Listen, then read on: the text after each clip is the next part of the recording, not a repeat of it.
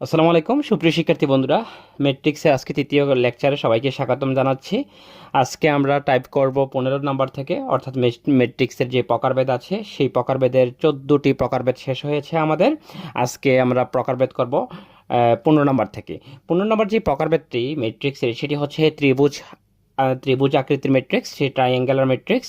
সেটি হচ্ছে ম্যাট্রিক্স, ত্রিভুজ আকৃতির ম্যাট্রিক্স হচ্ছে দুই প্রকার, একটা হচ্ছে ঊর্ধ্ব ত্রিভুজ ম্যাট্রিক্স আর একটা হচ্ছে নিম্ন ত্রিভুজ ম্যাট্রিক্স। ঊর্ধ্ব ত্রিভুজ ম্যাট্রিক্সটা হচ্ছে যে কোনো বর্গ ম্যাট্রিক্সের মুখ্য কর্ণের নিচের এলিমেন্টগুলা যদি শূন্য হয়, অর্থাৎ মুখ্য কর্ণের নিচের এলিমেন্টগুলা যদি শূন্য হয়, সেটাকে বলা হচ্ছে ঊর্ধ্ব ত্রিভুজ ম্যাট্রিক্স।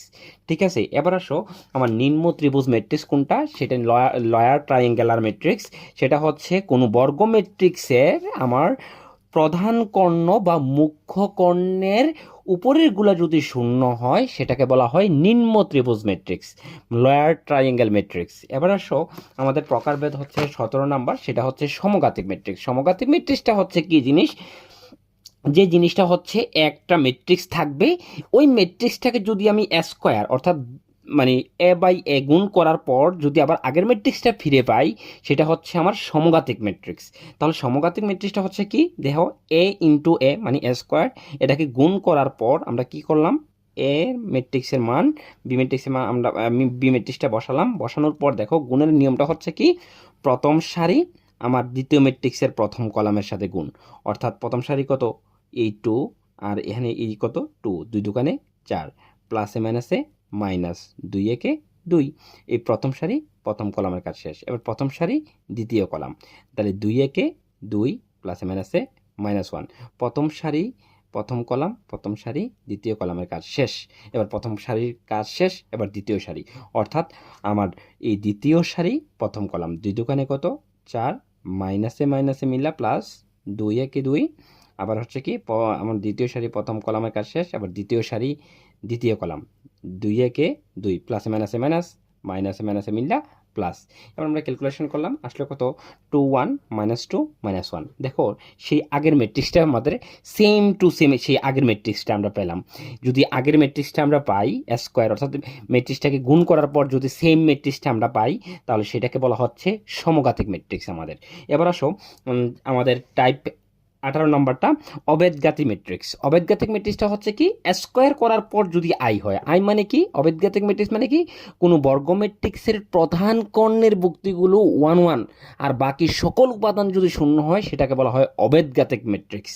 এবার অবেদগাতিক ম্যাট্রিক্সটাকে একটা আমি এক্সাম্পল দিয়েছি, একটা ম্যাট্রিক্স, এই ম্যাট্রিক্সটাকে আমরা এ ইন্টু এ মানে গুণ করলাম। ঠিক আছে, ডাইরেক্ট শর্টকাট করলাম কি, আমি গুণ করার পর ঠিক কি আসলো 1001, তখন সেটাকে বলা হয় অবেদগাতিক ম্যাট্রিক্স। এবার আসো আমাদের 19 নাম্বার যেই প্রকারভেদটা, সেটা হচ্ছে উপম্যাট্রিক্স। উপম্যাট্রিক্সটা হচ্ছে কি জিনিস, যে কোনো একটি ম্যাট্রিক্সের যে কোনো সংখ্যক কলাম এবং যে কোনো সংখ্যক সারি ভুক্তির যে এলিমেন্টগুলা এগুলো বাদ দিয়ে যে এটা নতুন ম্যাট্রিক্স পাওয়া যায়, সেটাকে বলা হচ্ছে উপম্যাট্রিক্স। এবার একটা এক্সাম্পলের মধ্যে তোমাদেরকে দেখাচ্ছি, সেটা তোমরা সহজে বুঝতে পারবা। দেখো এইটা হচ্ছে আমার কত নাম্বার, 3 নাম্বার কলাম, আর হচ্ছে আমার 3 নাম্বার সারি বাদ, তাহলে কি থাকতেছে 1 2 4 5। দেখো 1 2 4 5, তাহলে এটাকে বলা হচ্ছে একটা উপম্যাট্রিক্স। আবার দেখো আমরা এই কীভাবে বাদ দিচ্ছি, এই যে তৃতীয় সারি আমার এই প্রথম প্রথম কলাম আর তৃতীয় সারি বাদ, তাহলে কী থাকতেছে 2 3 5 6। এটাও একটা উপম্যাট্রিক্স। আরও একটা উপম্যাট্রিক্স দেখো তোমরা, সেটা হচ্ছে কি আমার এই প্রথম সারি আমার তৃতীয় কলাম বাদ, তাহলে 4 5 আর 7 8 থাকতেছে, সেটা হচ্ছে আমার কি আর একটা উপম্যাট্রিক্স। এবার আসো 20 নাম্বার যে ম্যাট্রিক্সটা, সেই ম্যাট্রিক্সটা হচ্ছে জটিল ম্যাট্রিক্স।